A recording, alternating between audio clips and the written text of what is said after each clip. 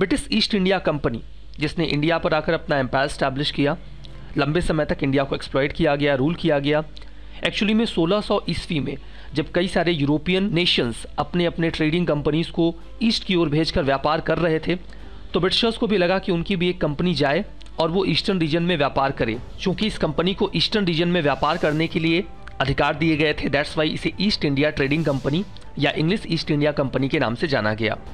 East India company को सन 1600 में form किया गया था ताकि ये ईस्ट इंडीज़ जैसे कि south Asia, south east Asia यहाँ पे आके व्यापार कर सकें। इसके लिए उन्हें महारानी से एक रॉयल चार्टर मिला था। इसका भी लिंक आगे बनेगा कि आखिर रॉयल चार्टर मिला तो इसका सिग्निफिकेंस कैसे निकला।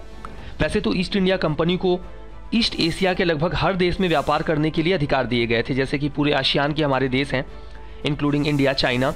लेकिन ईस्ट इंडिया कंपनी मेजरली अपने व्यापार को लेकर सेंटर्ड थी इंडियन सब कॉन्टिनेंट और चाइना में। उनका ज़्यादा इंटरेस्ट यहीं पर था और वो यहीं पर अपनी पैठ जमाना भी चाहते थे। ईस्ट इंडिया कंपनी को इंडिया में ट्रेड करने का एक्सक्लूसिव राइट था।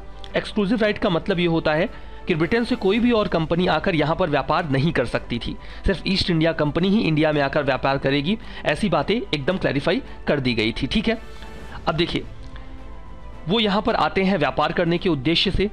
इसके बाद वो यहाँ पर प्लासी और बक्सर के 2 युद्ध लड़ते हैं, जहाँ पर वो इंडियन राजाओं को हराते हैं। प्लासी के युद्ध में वो छल से हराते हैं सिराजुद्दौला को, और बक्सर के युद्ध में उन्होंने अपना टैलेंट दिखाया, जहाँ पर उन्होंने एक कोलिशन आर्मी को हराया। इन युद्धों को जीतने के बाद ब्रिटिश ईस्ट इंडिया कंपनी अब बहुत ही पावरफुल कंडीशन में आ गई थी। बंगाल के पूरे रीजन पे उनका कब्जा हो चुका था। देखिए, ईस्ट इंडिया कंपनी के साथ हमेशा से एक चीज़ पॉजिटिव रही थी, वो कितनी भी लड़ाइयाँ लड़ लें, कितने भी आर्मी एक्सपीडिशंस चला लें, उनका फोकस एक बात पर हमेशा रहता था कि उन्हें अपना बिजनेस चलाना है। That was the short coming in French. जो फ्रांसीसी थे उनके अंदर यही शॉर्ट कमिंग थी। जब वो युद्ध लड़ने लग जाते थे तो इस चीज़ को भूल जाते थे कि अल्टीमेटली वो एक ट्रेडिंग कंपनी है, उन्हें व्यापार करके फ़ायदा भी कमाना है। दैट्स वाई वो सर्वाइव नहीं कर पाए। लेकिन ब्रिटिशर्स ने हमेशा से इस बात को अपने ध्यान में रखा कि वो कितने भी युद्ध लड़ लें इंडिया में आकर, उन्हें अल्टीमेटली यहाँ पर व्यापार करना है और उन्हें फ़ायदा कमाना है।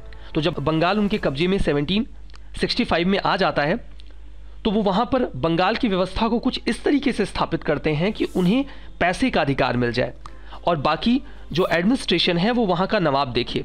तो उन्होंने बंगाल को 2 हिस्सों में, उसके जो प्रशासन था उसको 2 हिस्सों में डिवाइड कर दिया, दीवानी और निजामत। दीवानी का मतलब होता है रेवेन्यू का अधिकार, निजामत का मतलब होता है एडमिनिस्ट्रेशन का अधिकार। दीवानी और फौजदारी भी आप इसे कह सकते हैं। तो दीवानी का जो अधिकार था वो ब्रिटिशर्स ने बंगाल, बिहार, उड़ीसा इस पूरे रीजन का अपने पास रख लिया। मतलब टैक्स वो वसूल करेंगे और एडमिनिस्ट्रेशन कौन देखेगा? एडमिनिस्ट्रेशन देखेगा नवाब। नवाब को जिम्मेदारी दी गई कि आपको पूरा एडमिनिस्ट्रेशन देखना है, जिसके लिए आपको कुछ पैसे दे दिए जाएंगे। इस पूरी व्यवस्था को डुअल गवर्नमेंट बोला गया, डायरकी बोला गया।